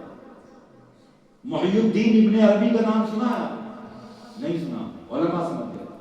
محی الدین ابن عربی اسلام کی تاریخ میں بہت بڑے اسلامی اسکالر ہوئے، بدوان ہوئے۔ ہاں آپ کو ایک اردغل غازی جو ڈرامہ چلا تھا، میں دیکھنے کی تاکید نہیں کر رہا ہوں، اس میں شیخ عربی کے نام سے جو بزرگ دکھائے گئے وہی محی الدین ابن عربی، معاذ اللہ، وہ ایکٹر ہے اپنی جگہ، مگر محی الدین ابن عربی اسلام کے بطل جلیل ہیں، غوث اعظم کے زمانے میں ہیں یہ، سرکار غوث اعظم کے پاس آئے، ان کی کوئی اولاد نہیں تھی، کیا سرکار میرے کوئی اولاد نہیں؟ حضور غوث اعظم نے اوپر دیکھا، کہا تمہاری قسمت میں کوئی اولاد ہی نہیں ہے۔ تو محی الدین ابن عربی خود ولی تھے، تو عرض کرنے لگے میں اولاد دکھوانے تھوڑے ہی آیا ہوں آپ سے، اولاد میرے نصیب میں ہے یا نہیں، میں اولاد دکھوانے تھوڑا ہی آیا ہوں، یہ کام تو میں خود کر لیتا ہوں۔ نصیب میں کیا ہے اللہ والے زمین پر بیٹھے بیٹھے دیکھ لیتے ہیں۔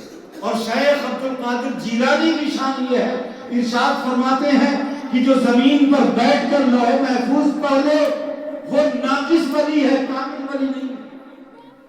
لوگوں نے عرض کی حضور ناقص ولی ہے جو زمین پر بیٹھے بیٹھے لوح محفوظ کی تختیاں پڑھ ڈالے، وہ ناقص ولی؟ فرمایا ہاں، زمین پر بیٹھے بیٹھے جو لوح محفوظ کو پڑھ لے وہ ناقص ولی ہے۔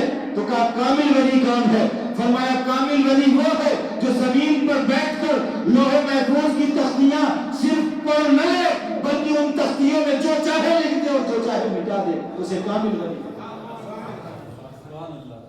محی الدین ابن عربی یہ آئے اور آنے کے بعد کہا کہ ہم اولاد دکھوانے تھوڑے ہی آئے ہیں، آپ کے پاس اس لیے آئے۔ شیخ عبد القادر جیلانی نے پھر اوپر دیکھا، ارشاد فرمایا میرے نصیب میں اب ایک لڑکا رہ گیا، میرے نصیب میں ایک لڑکا رہ گیا ہے، آؤ تم میری پیٹھ سے پیٹھ ملاؤ، میں اپنا لڑکا تمہیں دے دوں۔ یہ جو کمر ہے اسے سلب بولتے ہیں، ہندی میں جسے بھگناسا کہتے ہیں، اس میں جو نطفے کا جوہر ہے وہ یہی موجود ہوتا، یہی ماں کے شکم میں جاتا ہے، رحم میں جاتا ہے۔ تو شیخ سعدی فرماتے ہیں وزا قطرہ لولو لالا کنت وزی صورت سر والا کنت، یہی یہ قطرہ مادہ منویہ، ٹھیک ہے، سرکار پیٹھ میں ہوتا ہے نا، بغیر کسی آپریشن کے۔ آج جو یہ کون سا سسٹم چلا ہے جو وہ مادہ منویہ ڈال دیتے ہیں، ٹھیک ہے، دوسروں کا ماں کے شکم میں، کسی کا نطفہ لے کے کسی کے ڈال دیا بچہ ہو گیا، ٹھیک ہے، IVF جسے بولتے ہیں۔ یہ دیکھیے اسلام کا احسان دیکھیے، آج سائنس سوچ رہی ہے، ٹھیک ہے۔ غوث اعظم نے ارشاد فرمایا محی الدین ابن عربی ادھر آؤ، تمہارے نصیب میں کوئی لڑکا نہیں ہے مگر میں تمہیں اپنا لڑکا دے رہا ہوں، میرے نصیب میں ابھی ایک ہے، یعنی میری پیٹھ میں ابھی ایک لڑکا موجود ہے۔ فرمایا پیٹھ سے پیٹھ لگاؤ۔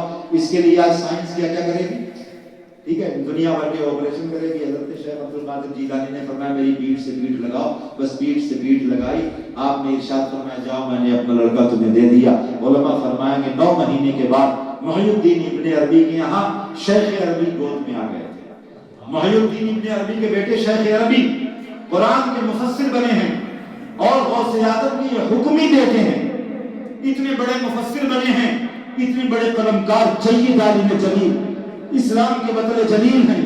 جب یہ تفسیر لکھنے کے لیے بیٹھے، برصغیر تذکرہ یہ بات آئی تھی، علماء بھی محفوظ ہو رہے ہیں، تفسیر لکھنے بیٹھے اور تفسیر میں جب سورہ یوسف میں پہنچے، اللہ رب العزت ارشاد فرماتا یوسف اگر تم نے میری دلیل نہ دیکھی ہوتی تو تم بدی کا ارادہ کر رہے، اگر تم نے میری دلیل برہان اور معجزہ جو ہے، ہم لوگ کہتے ہیں معجزہ کو اللہ تعالیٰ نے قرآن میں برہان کہا ہے، آیت کہا ہے۔ جہاں آیت کہا ہے آیت من آیات اللہ نہیں بولتے ہیں، ٹھیک ہے، آپ جب سورہ کہف پڑھیں گے تو اس کے اندر نہیں ہے، رب ارشاد فرماتا ہے کہ یہ اللہ کی نشانیاں ہیں، یہ جو اللہ والے ہیں یہ اللہ کی نشانیاں ہیں، اور جو اللہ کی نشانیوں کو نہیں مانتا فلن تجد له ولیا مرشدا، پھر نہ اسے کوئی پیر ملتا ہے نہ کوئی روشن دلیل ملتا ہے۔ یہ جو کہتے ہیں کہ قرآن میں پیر کا ذکر کہاں، مرشد کا ذکر کہاں، آپ پڑھیے اللہ تعالیٰ فرماتا ہے فلن تجد له ولیا مرشدا،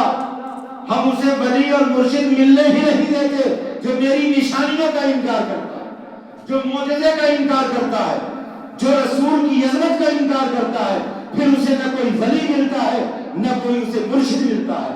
لہذا حضرت شیخ عربی جب تفسیر لکھنے کے لیے بیٹھے، حضرت یوسف علیہ السلام کو رب ارشاد فرماتا یوسف اگر میری دلیل نہ ہوتی، میری برہان نہ ہوتی تو تم بھی بدی کا ارادہ کر لیتے۔ جب زلیخا تمہیں بلا رہی تھی، حضرت زلیخا بدی کی دعوت دے رہی تھی نا، 7 کوٹھریوں میں بند کیا تھا اس نے، حضرت یوسف کو زلیخا بند کر کے کہہ رہی تھی یوسف آؤ منہ کالا کر لو، رب ارشاد فرماتا یوسف تم بدی کا ارادہ کر لیتے۔ پتہ چلا کہ نبی بدی تو بہت دور کی بات ہے، اللہ اسے بدی کا ارادہ بھی نہیں کرنے دیتا۔ پھر کیسے مولوی نے لکھ مارا کہ اللہ تعالیٰ تمہارے اگلے پچھلے گناہ معاف کر دے؟ جب نبی بدی کا ارادہ ہی نہیں کرتا اور رد کرنے نہیں دیتا، اللہ تعالیٰ ارشاد فرماتا ہے تم بدی کا ارادہ کر لیتے اگر اپنے رب کی دلیل نہ دیکھتے۔ اب یہاں پر مفسرین فرماتے ہیں کہ حضرت یوسف نے رب کی دلیل کیا دیکھی؟ ایک مفسر فرماتے ہیں کہ حضرت یوسف کے والد حضرت یعقوب وہاں تشریف لے آئے، 7 کوٹھریوں میں تشریف لے آئے۔ زلیخا کہہ رہی تھی آؤ یوسف میری خواہش پوری کرو، مگر باپ دنیا سے جا چکے ہیں، رخصت ہو چکے ہیں، نہیں ابھی قید حیات ہیں، مثال ظاہری نہیں ہوا۔ 7 کوٹھریوں میں مصر میں تشریف لے آئے حضرت یعقوب اور بیٹے سے کہا، ہاتھ رکھ کر کے خبردار بیٹا یہ نبوت کی چادر ہے، اس پہ داغ نہ لگنے دے۔ مفسرین کہتے ہیں یہ دلیل اللہ نے دکھائی، اور بعض مفسرین کہتے ہیں حضرت جبریل تشریف لائے اور حضرت جبریل منع کر رہے تھے یوسف علیہ السلام اس کی بات کی طرف ہرگز توجہ نہ کریں، آپ اللہ کے نبی ہیں اور نبی کی شان یہ نہیں ہوتی ہے۔ اور ایک روایت میں آتا ہے کہ جس کنویں میں آپ کو ڈالا گیا تھا اللہ کے وہ کنواں لا کے سامنے رکھ دیا، تفسیر ایک مفسر نے کی ہے، وہ کنواں لا کے سامنے رکھ دیا اور پروردگار نے کہا یوسف دیکھ لو یہ وہ اندھیرا کنواں ہے، اسی اندھیرے کنویں سے ہم نے تمہیں نکالا۔ آج بدی کا ارادہ نہ کرنا، میں تمہارا رب تمہیں اندھیرے کنویں سے نکال سکتا ہوں تو ان 7 اندھیری کوٹھریوں سے نکال کے مصر کے تخت پہ بھی تمہیں بٹھا دوں گا۔ اے یوسف آج یہ تمہیں بدی کی طرف دعوت دے رہی ہے، اس کی بدی کی طرف نہ جاؤ، اس کا حسن نہ دیکھو بلکہ اپنے رب کے فضل کو دیکھو۔ جب اگلے کنویں میں تمہیں ڈالا گیا تھا یہ کنواں یاد کر لو اور میرا فضل یاد کر لو۔ لہذا 3 تفاسیر کی، حضرت یعقوب کو دیکھا، حضرت جبریل کو دیکھا اور وہ کنواں دیکھا۔ اب محی الدین ابن عربی کے جو بیٹے شیخ عربی مفسر ہیں انہوں نے کہا میں کیا لکھوں، میں کون سی تفسیر کروں، قلم ہاتھ میں ہے، سوچ رہے ہیں کیا لکھوں کیا نہیں لکھوں۔ روایت میں آتا ہے شیخ عربی نے کہا کہ یہ معاملہ ہے کس کا؟ حضرت یوسف علیہ السلام کا، یہ مسئلہ حضرت یوسف علیہ السلام کا ہے، اور حضرت یوسف علیہ السلام کوئی دور تھوڑا ہی ہیں، 4تھے آسمان پر ہی تو ہیں، چلو وہیں جا کے ان سے پوچھ لیتا ہوں کیا مسئلہ ہوگا۔ یہ میں اس کشمکش میں ہوں، میں بھی عجیب ہوں کہ یہ مسئلہ حضرت یوسف کا ہے، انہوں نے کون سی دلیل دیکھی، اور یہ مسئلہ کوئی دور کا نہیں ہے، تاریخ میں لکھا ہوا ہے۔ شیخ ربی نے نبی پر درود پڑھا، چھلانگ لگائی 4تھے آسمان میں حضرت یوسف کے پاس سے، جب ان کے قدم بھر دیتے ہیں شاہان زمانہ کی جھولی، محتاج کا جبھی عالم ہے مختار کا عالم۔ کلام مصطفیٰ کیسے گئے عرش پہ، مصطفیٰ آسمانوں پر کیسے پہنچے؟ علماء کہتے ہیں مصطفیٰ یہاں کیسے آئے؟ معراج کی رات مسجد اقصی سے پھر ایک سیڑھی منگائی گئی، مصطفیٰ اس سیڑھی کے ذریعے سے، براق کے ذریعے سے پہلا آسمان، حضرت جبریل نے دروازہ کھٹکھٹایا، کہا کون؟ یہ سب علماء نے فرمایا ہوگا، حضرت جبریل نے کہا میں ہوں۔ تو اس خزانچی نے پوچھا پہلے آسمان پہ تم ہو اکیلے، تمہارے ساتھ بھی کوئی ہے؟ تو کہا ہاں محمد عربی میرے ساتھ ہے۔ آج ہر فرشتے نے یہ ارادہ کر لیا تھا کہ جبریل لینے گئے ہیں، اگر لے کے نہ آئے تو دروازہ جبریل کے لیے بھی لے کے آئے ہو یا نہیں لے کے آئے کا کون؟ ہر دروازے پر یہی معلوم کیا گیا جبریل محمد عربی ہیں یا نہیں؟ تو کہا ہاں محمد عربی ہیں۔ تو وہ کہتا تھا مبارک ہو عالم و سالم مرحبا، سرکار آسمانوں کی سیر کرتے گئے سدرۃ المنتہا پر جہاں سب کی انتہا ہو جاتی ہے، انبیاء سے ملے، حضرت آدم علیہ السلام سے ملے اللہ کے رسول، حضرت جبریل نے عرض کی یا رسول اللہ یہ انسانیت کے باپ ابو البشر یہ حضرت آدم ہیں، فسلم علیہ، انہیں سلام کیجیے۔ اللہ کے رسول نے انہیں سلام کیا، آپ نے حضرت آدم علیہ السلام نے کہا مرحبا یا ابن الصالح، اے میرے نیک بیٹے مرحبا تمہارا آنا مبارک ہو۔ سدرۃ المنتہا جو انتہا ہے، بارڈر ہے، ٹھیک ہے مکان کا، پھر اس کے آگے کوئی معاملہ نہیں تھا، جبریل بھی نہیں، پھر رف آیا، پھر گئے، پھر اس کے بعد میں ایک تخت آیا، اسی صورت سے 70 حجاب اور 70 ہزار سال کی مسافت مصطفیٰ تنہا طے کر رہے، اور ایک وقت آیا آواز آئی قف یا محمد فإن ربک یصلی، اے محمد ٹھہر جاؤ تمہارا رب. اور یہ آواز کس کی تھی؟ حضرت ابوبکر کی آواز تھی. یہ حضرت ابوبکر کی آواز تھی. اے محمد ٹھہر جاؤ تمہارا رب تم پر درود پڑھتا ہے. یہاں پر یصلی کا ترجمہ نماز پڑھتا ہے، نماز نہیں. کبھی کبھی صلاۃ کے معنی نماز کے ہیں، کبھی دعا کے ہیں، کبھی درود کے ہیں. ٹھیک ہے. جب اللہ کے رسول صلی اللہ تعالیٰ علیہ وسلم نے اس آواز کو سنا تو آپ ٹھہر گئے اور پھر ارشاد فرماتے ہیں کہ پھر اللہ تعالیٰ نے اپنا دست قدرت میرے شانوں پہ رکھا، پیٹھ پہ. آپ ارشاد فرماتے ہیں فَعَلِمْتُ مَا فِي السَّمَاوَاتِ وَالْأَرْضِ، زمین و آسمان میں جو کچھ ہے وہ سب جان گیا. پھر فرماتے ہیں کہ ایک عرش پہ قطرہ ٹپکا میری زبان پر.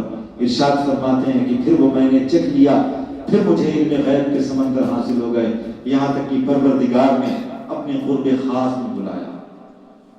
اور ایسا قرب خاص، ایسا اللہ رب العزت کی طرف سے مسلسل تقاضے ہو رہے تھے. ہاں ادن منی یا خیر البریہ، ادن منی یا خیر البریہ، ادن منی یا خیر البریہ. اے بہترین مخلوق اور قریب آؤ، اور قریب آؤ، اور قریب آؤ. اتنا قریب آ جاؤ کہ قرآن کہے ثم دنا فتدلى فكان قاب قوسين او ادنى. محبوب اتنا قریب آ جاؤ، اتنا قریب آ جاؤ کہ ایک کمان یا دو کمان کا فاصلہ رہ جائے. پھر آ کر کے اتنے قریب سے جلوے دیکھو اور اس شان سے دیکھو ما زاغ البصر وما طغى. نہ آنکھ جھپکے، نہ پلک مارے، نہ دل بے راہ ہو.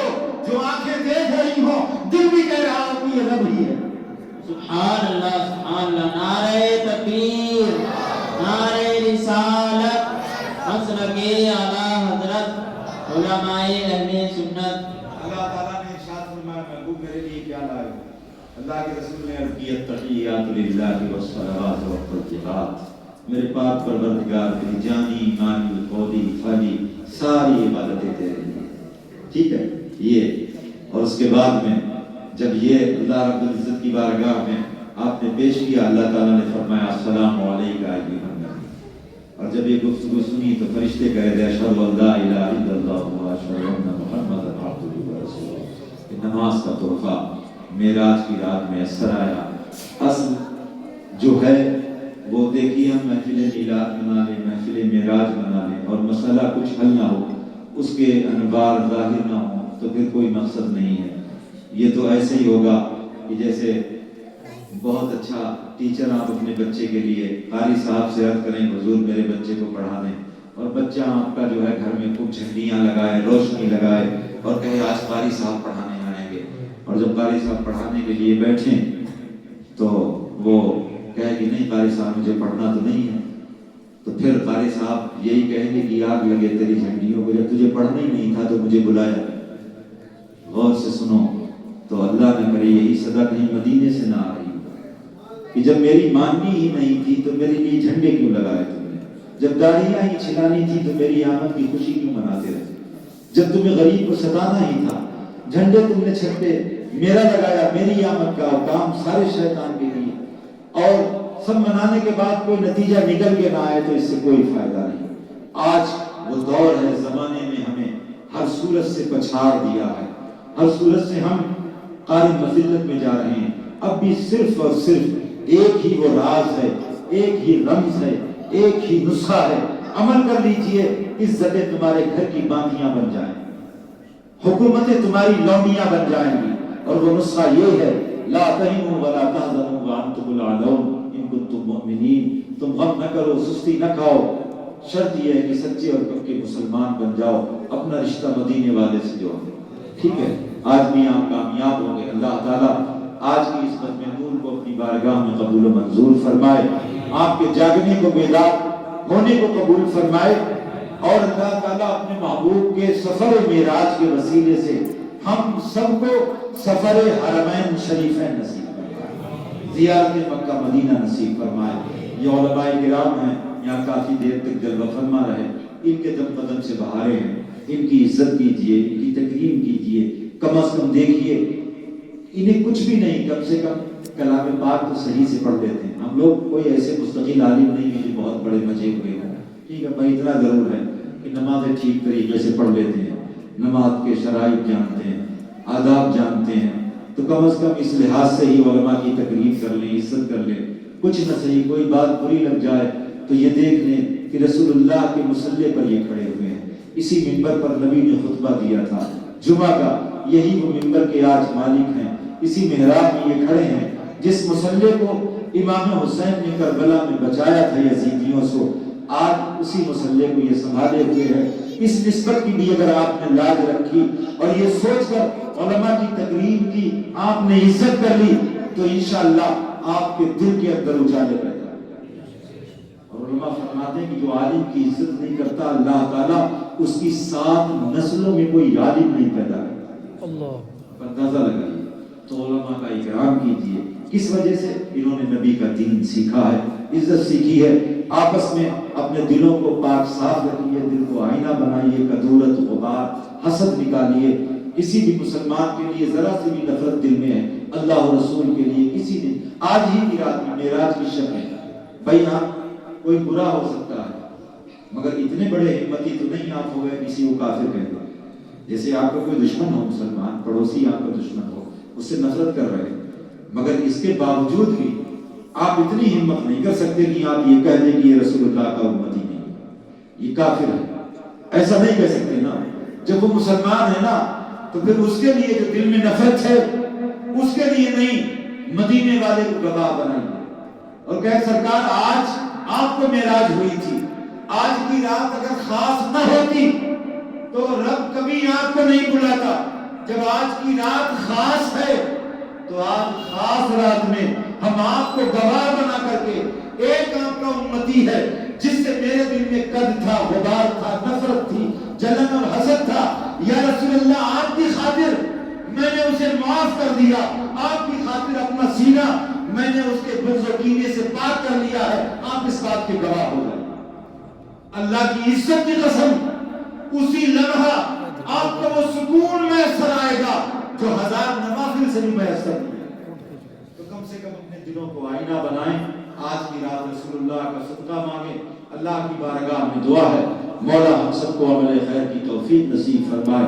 استغفر اللہ ربی من کل ذنب واتوب الیہ وما علینا الا البلاغ. السلام علیکم ورحمۃ اللہ وبرکاتہ.